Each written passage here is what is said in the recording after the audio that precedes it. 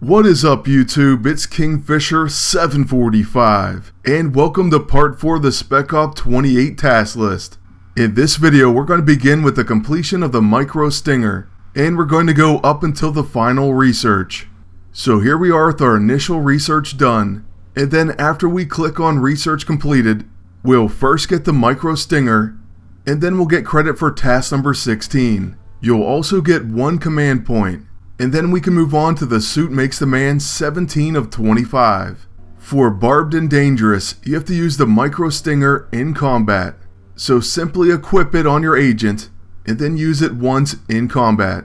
This can be done in any fight or any threat, so it will work inside and outside of the current Spec Op.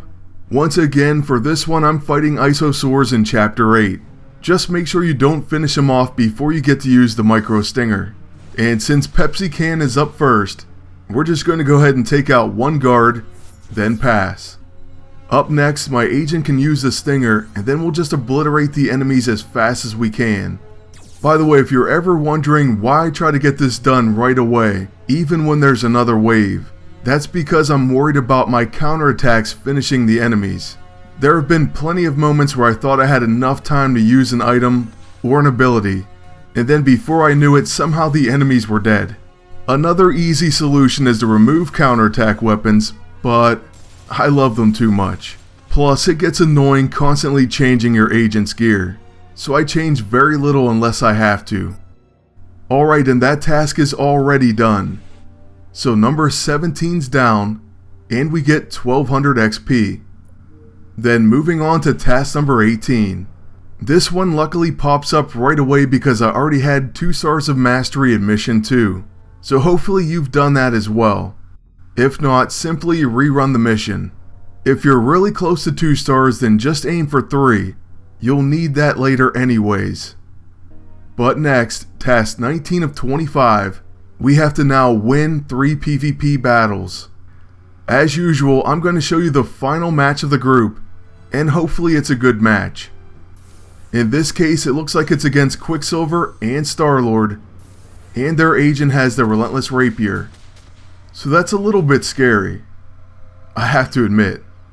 They start out by attacking Black Widow, which is a pretty solid strategy. And unfortunately we miss our first counter, but we land a second huge flying kick. Now if only both would have hit, then Quicksilver would already be gone. Instead, we had to use our actual turn with Black Widow to take him out. Then following that, Star-Lord and a Rapier attack take down Natasha. So it's 2 on 2 at this point. However, with Thor's turn yet to come, I still like our odds. And also, after using the Blackest Void, the enemy agent tries to attack his own teammate. So that was a pretty good turn of events. Now on Thor's turn, after using Inspire Bravery, we're going to single target attack the enemy agent with a hammer throw. Typically this attack takes out any enemy, so the fact that the enemy agent still needed a rapier follow-up is actually quite impressive. But now it's 2 on 1 and I would hate to be Star-Lord. Just to play it safe though, we'll use the Light Fantastic and save the attacking for Thor. We actually need to rebuild his stacks of might, so we're going to use Empowering Strike. And this does a nice amount of damage. Plus, we get a follow-up. So at this point, Star-Lord has less than 4,000 health remaining. And following a dot and a preemptive strike, we get a static charge proc, and that's going to be the end of this match. So just like that, task 19 is down, and we get 15,000 silver as a reward. Once again, I have to say that was a good call from PD to finally bump these rewards. Oh, and what do we have here? The Adamantium League has been reached. So we only have 56 attacks so far, and we're doing pretty decent as far as this season. I won't bump up my attacks and my rating until about 3 days to go. But at this point you may notice the task to make the Stinger, and also for number 20, the Real Decoy. Defeat the Iron Man LMD. You'll find him as a mini-boss in Spec Op 28 Mission 3. And he will actually appear very soon. So you only need to do a few threats, maybe even only 1, and you should see him. The team up is going to be with Wasp, and you definitely want to check out the dialogue. It's some of the funniest dialogue exchange in this Spec Op. And even though it's kind of embarrassing to Hank Pym, I guess any of us would kind of do this, if we were able to. But yeah, I tried to include all the panels, that way you could check it out. And if I happen to scroll through too fast, then just pause it. Now, unlike many of the boss fights, we can actually bring in a teammate.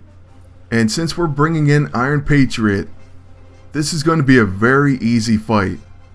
Well, actually, on second thought, let's use Quake and Avalanche. So we'll go ahead and skip to when we begin. You can use absolutely whoever you want. You don't even have to use Wasp. Alright, and once again I've left on the Micro Stinger, so I keep forgetting to switch these items back out. But anyways, we're going to use the Vigilante Mask and the Relentless Rapier. And just like that, the enemy is down to 50%. We've been on a real distress call streak lately, so we'll call in a friendly agent once again, and then after that, I'm going to go ahead and use a frack attack from Quake. The harmonic tremor though is fantastic, and I can't wait to show you that.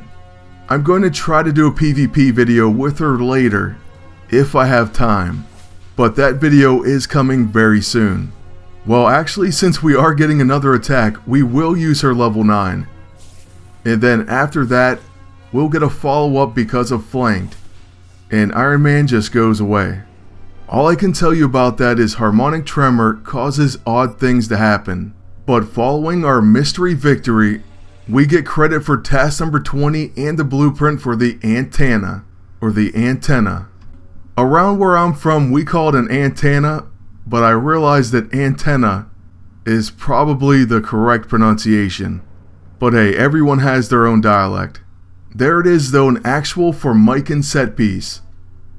So after we get that and 1200 experience, we're going to move on to task number 21.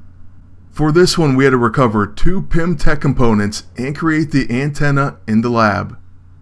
And I had 0 components at this point, so I had to completely rerun mission 2, and then I was lucky enough to get 2 exactly.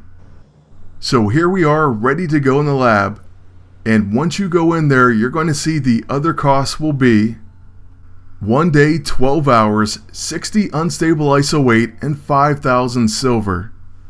So let's go ahead and get this one started, and we'll be back with the finale very soon.